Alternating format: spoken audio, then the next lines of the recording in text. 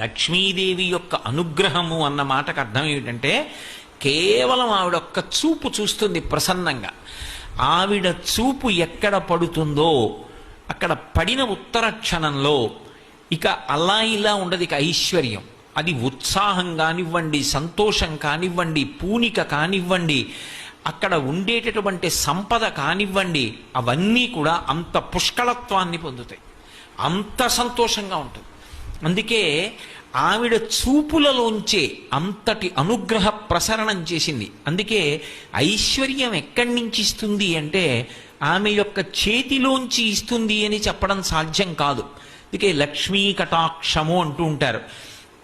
ఆవిడ చూపు పడితే చాలు, ఒక్కసారి అలా ప్రసన్నంగా చూసిందా ఇక అక్కడ ఎంత ఐశ్వర్యం ఏర్పడుతుంది అనేటటువంటి దాని గురించి చెప్పడం ఎవరికీ సాధ్యం కాదు. అయితే మీరు ఒక్క విషయం జ్ఞాపకం పెట్టుకోవాలి. నేను ఐశ్వర్యము ఐశ్వర్యము ఐశ్వర్యము అన్న మాట వాడుతున్నప్పుడు కేవలము నేను సంపద గురించి మాట్లాడుతున్నాను అని మీరు అనుకోకూడదు.